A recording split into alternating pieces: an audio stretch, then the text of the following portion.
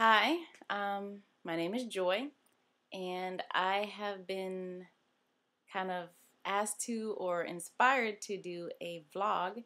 So this is my very first vlog, video blogging, and one of my sweet babies suggested that I start a daily vlog. I don't know if I'm going to do one every day, but every once in a while I think I'll probably post a video here and there talking about what's going on in the life of Joy. Um, so I was thinking about it, and I figured because of what I'm going through right now, or what I've been going through for the past 8 months, 9 months or so, I should probably do one regarding my illness. And because I had to quit my passion in life, which is teaching, being a classroom high school teacher. I had to quit that job, and a lot of my students and even other teachers didn't really understand why I had to quit the profession. But I wasn't really ready to talk about my illness at that point in September, October. But now I've come to a point where I feel like I can talk about it because it's pretty embarrassing. It's not something that you want to stand up in front of 30 students and say, hey, I have ulcerative colitis. I can't hold my bowels. It's a little embarrassing to talk about, but I think it's time that people kind of try to understand what this whole disease is and what it can do to you. I've seen other YouTube videos, and I've read books, and just went to forums, and I know the disease is not rare, um, and it's becoming more and more common. When I was diagnosed with ulcerative colitis, I had no idea what it was. I never heard of it before. I had heard of Crohn's, and Crohn's disease and ulcerative colitis, they're kind of in the same family of inflammatory bowel diseases, but they do have some marked differences. But most people have never heard of it. So it's not rare, but a lot of people have it, and the number of people that are being diagnosed with it is growing more and more. So I just figured it was time that people, who were wondering what was going on with Mrs. Caesar, they kind of, it's my chance to explain, I guess, is what I'm saying. I think I'm ready to explain, and just kind of talk about my journey. It's been almost 5 years. My symptoms began in, well, I know the exact date, August 6th, 2007. So it's been almost 5 years that I've been dealing with this ulcerative colitis stuff. And on August 5th, I was fine. I was normal. Then I woke up on August 6th, and my life pretty much changed since then because I had diarrhea.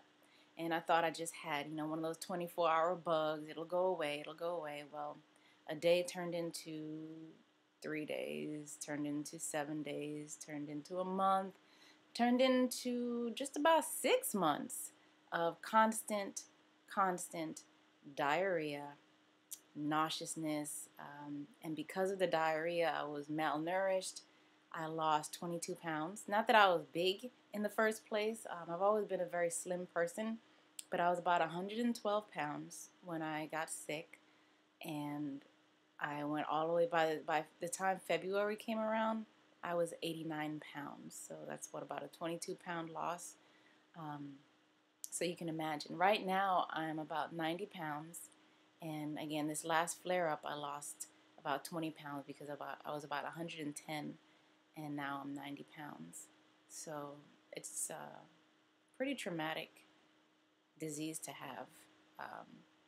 Most people, it seems, have mild to moderate colitis, but me, being the lucky person that I am, I have severe ulcerative colitis, and I'll kind of explain what makes it so severe. But like I said, I've been on this journey for almost 5 years now, and basically what ulcerative colitis is that, you can have ulcers in your stomach. Some people have ulcers in their stomach, just open sores, basically. Well, I have sores or ulcers all over my colon, and ulcerative colitis just affects your large intestine, your colon. So I have ulcers all over the place, and what that does to your body is your colon treats food like it's an enemy. Okay, so when you eat, it's like your body says, "Oh no, get this out of here, get this out of me now."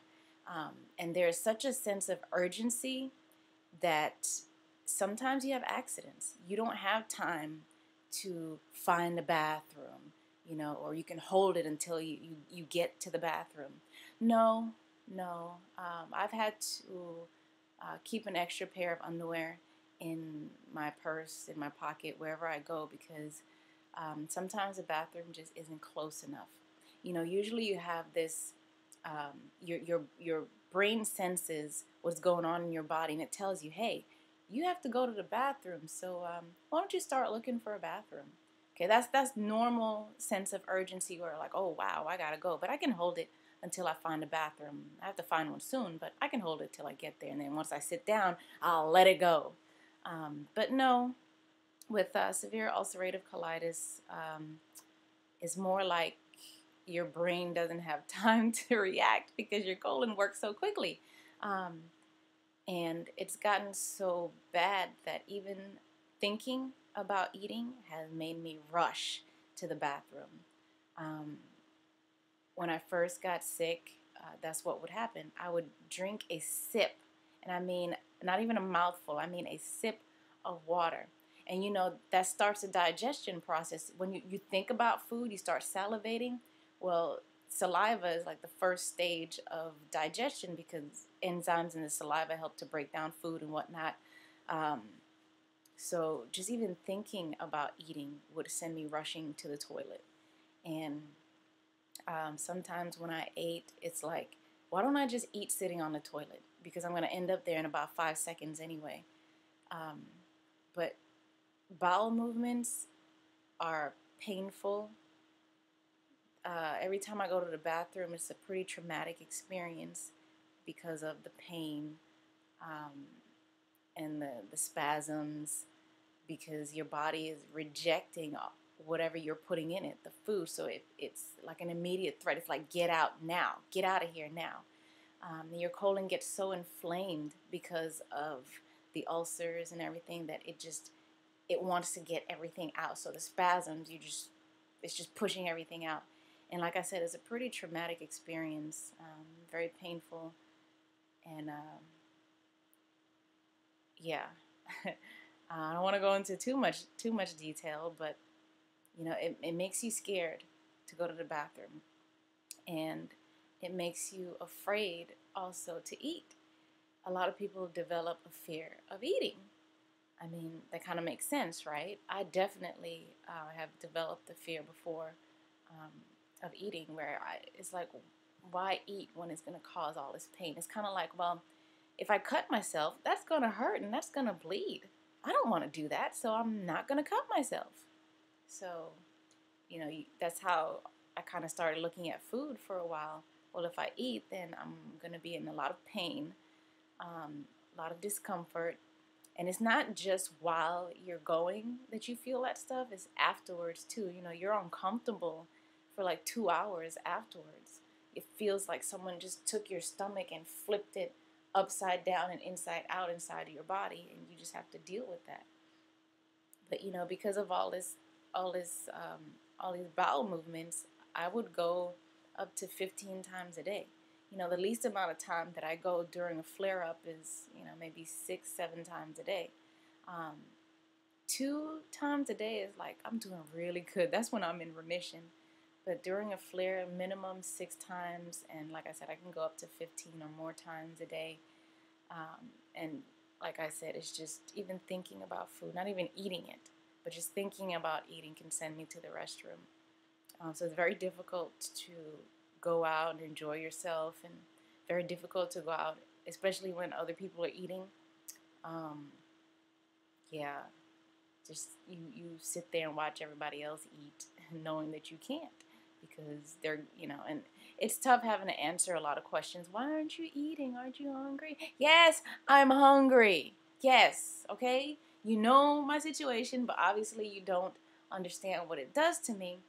And sometimes Imodium doesn't always work like it should. It doesn't stop the urgency, because sometimes you have to go so bad and so quickly, the Imodium just isn't enough. But I've been on a ton of medication, and now hopefully it kind of makes sense why I couldn't be an effective classroom teacher, um, having to run to the bathroom on a moment's notice, um, and then because of all that, because you're passing food so quickly through your digestive system that you're not absorbing any nutrients, hence the weight loss, the constant tiredness and malaise. There are times when I am so tired, like right now I'm exhausted, but I slept last night.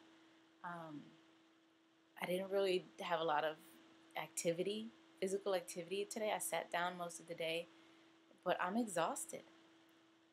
Walking from my bed to the couch in the living room is um, maybe 20 steps. Sometimes getting to the couch, I'm done. I lay down on the couch for like the next 4 or 5 hours because I'm so tired. Just walking from the bed to the couch, I'm exhausted. And that starts to take a toll on you. But I'm 5'4". That's how tall I am. I'm 5 feet 4 inches tall, 90 pounds. You, yeah. You may not be able to tell so much, but I know I'm pretty skinny. Like I said, I've always been slim, but I'm freakishly skinny to me right now. I know some people think like I'm anorexic or something, but they just don't know the story. They don't know about the illness. Um, but yeah, I've been on a lot of medications, and my body has settled on a pattern. So once I was diagnosed, I got started on prednisone and Asacol, Lialda.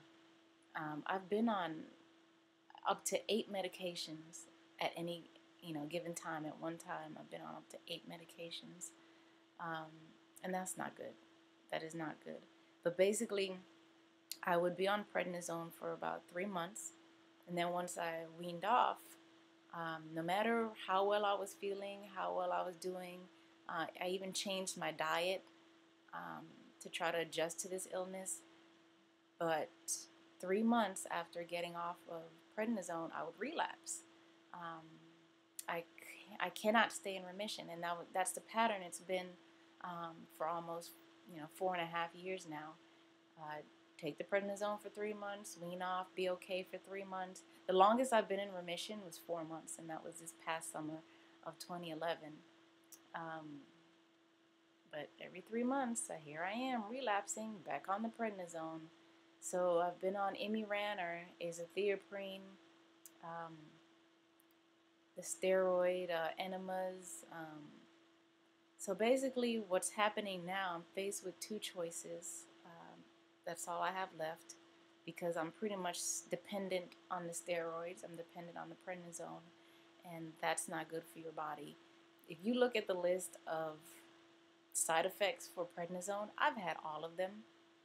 I've had all of them. And actually, in one of my videos that I was summarizing, I believe it was The Cry of the Beloved Country, but you see my face is like round. It's like really round. That's the moon face. That's the moon face from the prednisone. Night sweats, insomnia, the tremors where my hands would just shake, rashes, the facial rash. I would break out so bad. It's just every inch of my skin would have bumps on my face. Just skin sensitivity, you name it, I've had it. But yeah, so the two choices I'm faced with at this point is Remicade, which is a biologic, and it changes your body.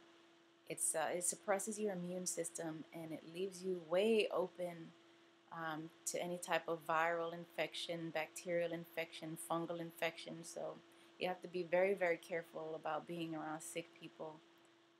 And when you get sick, it lasts longer than normal, and it just opens up the door for just a lot of illnesses, sicknesses, and infections.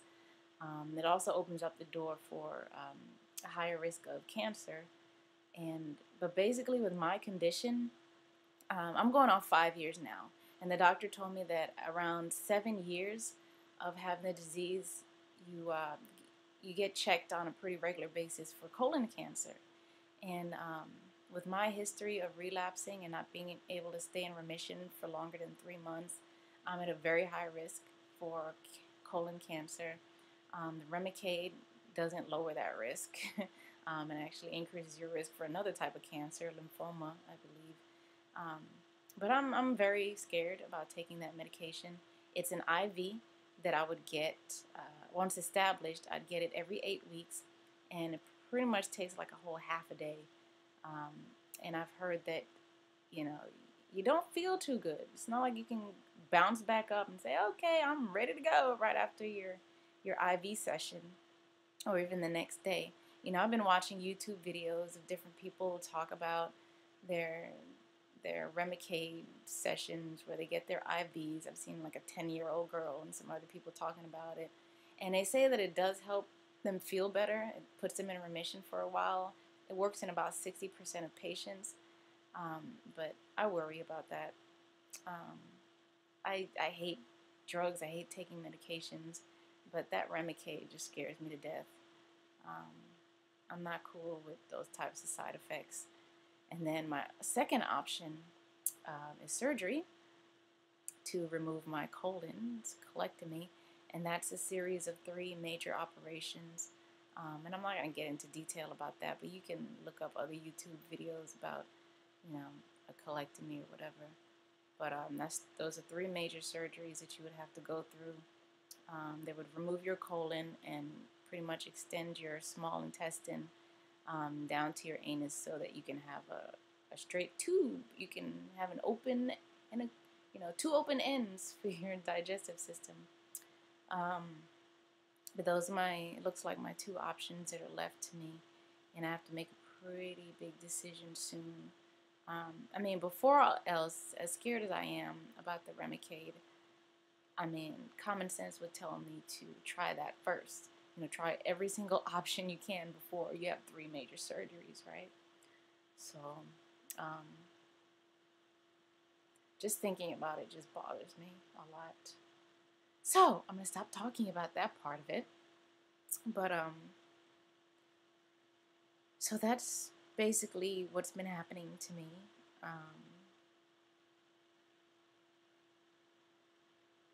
don't know what else to say. That's, this is pretty depressing, I know, for my first vlog, and I apologize, but I think it's something that I needed to do, and I needed to get off my chest. So hopefully this video helps people to understand my illness a little bit better,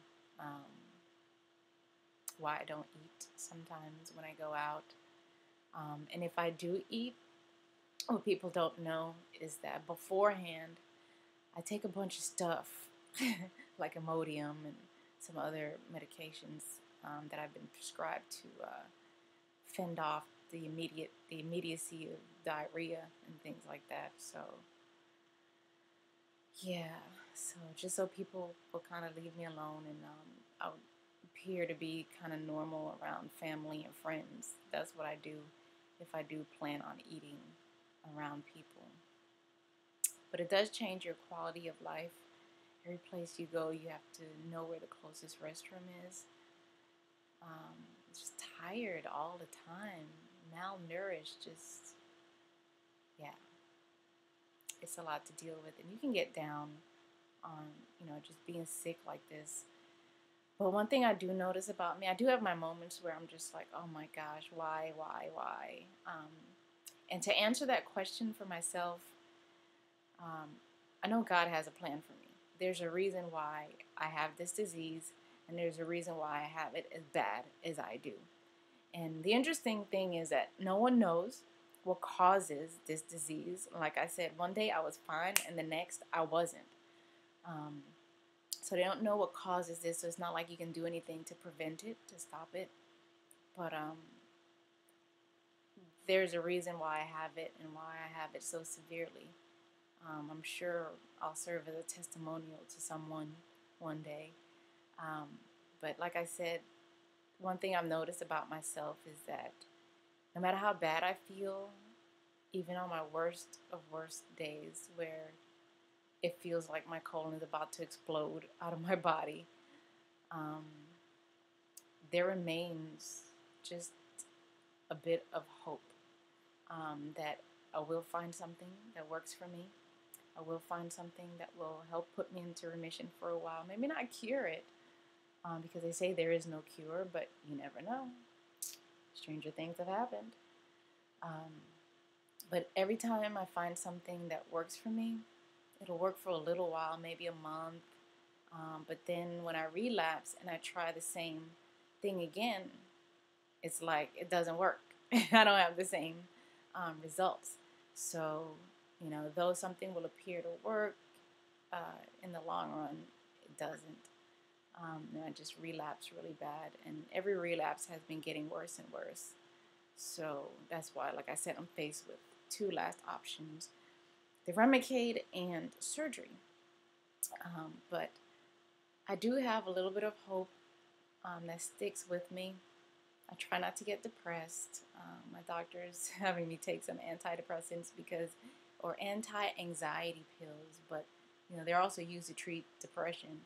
I'm not depressed, but he says that stress aggravates my condition, so that's supposed to help calm me down and deal with issues and just feel so good that nothing is going to bother me. It's all good in the hood.